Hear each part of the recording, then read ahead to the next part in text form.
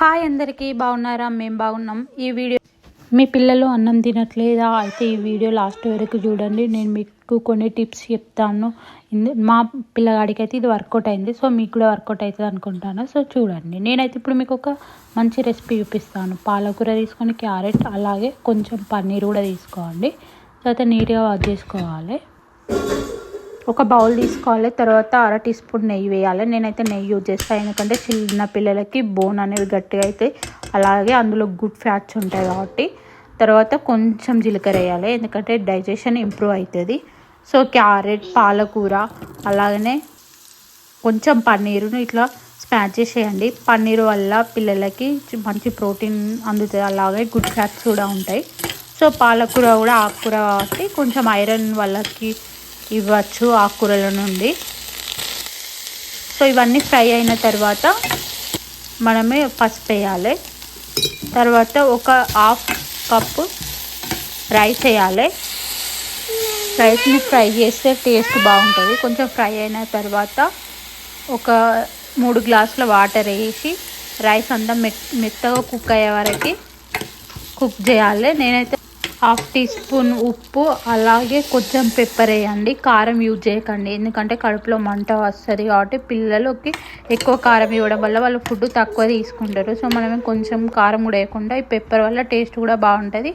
So కొంచెం తినే దగ్గర వాళ్ళు ఎక్కువ తింటారు. ఇప్పుడు ఇలా దగ్గరికి అయినాక ఒక స్మాషర్ తీసుకొని స్మాష్ చేయాలి. ఇట్లా మెత్తగా స్మాష్ చేసినాక ఒక బౌల్లోకి తీస్తే కలర్ఫుల్గా ఉంటుంది. సో చూడడానికి అట్రాక్టివ్గా ఉంటే పిల్లలు కూడా తినగలుగుతారు. చూడడానికి ఎంత బాగుందో. వాళ్ళ ఫుడ్లో ఫైబర్, ప్రోటీన్, కార్బ్స్ అన్నీ ఉండేలాగా చూసుకోండి. సో నేనైతే కార్బ్స్ కోసం రైస్, ప్రోటీన్ కోసం పన్నీర్ ఇవన్నీ యూజ్ చేశాను.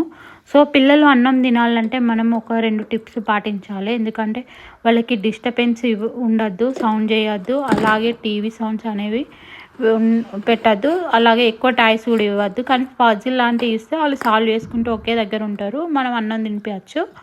సో నాకైతే ఇవి వర్కౌట్ అయినాయి. అన్నం తినే ముందు ఒక 1.5 అవర్ ముందు నుండి మనం పిల్లలకి ఏం పెట్టకూడదు, అప్పుడు వాళ్ళకి ఆకలి వేస్తుంది, అప్పుడు అన్నం తినడానికి ఈజీగా ఉంటుంది. జంక్ ఫుడ్ అసలే అలవాటు చేయకండి, ఎందుకంటే వాళ్ళకి చిన్నప్పుడు ఏం తెలియదు. మనం ఏం పెడితే వాళ్ళు అదే తింటారు కాబట్టి మనం ఎంత జంక్ ఫుడ్ దూరంగా ఉంటే వాళ్ళు ఇంట్లో అంటే ఫుడ్కి అలవాటు అవుతారు. కావాలంటే ఆ ప్లేస్లో మనం ఫ్రూట్స్ ఇంక్లూడ్ చేయొచ్చు, లేకపోతే మన ఇంట్లోనే హోమ్మేడ్ కుకీస్ కూడా రెడీ చేయొచ్చు. వాళ్ళకి డైలీ ఒక బాదం. పిల్లలతోని పేరెంట్స్ ఎక్కువ ఆడిపిస్తే, వాళ్ళతో ఎక్కువ టైం స్పెండ్ చేస్తే వాళ్ళు అసలు టీవీకి మొబైల్కి అలవాటు పడరు. సో వాళ్ళకి ఇండోర్ అండ్ అవుట్డోర్ గేమ్స్ కూడా ఆడిపియండి. సో ఇంకా ఇలాంటి వీడియోస్ కావాలంటే ప్లీజ్ కామెంట్, అండ్ మీకు ఇంకా మంచి మంచి వీడియోస్ నేను పోస్ట్ చేస్తాను. Please subscribe my YouTube channel. Bye bye friends.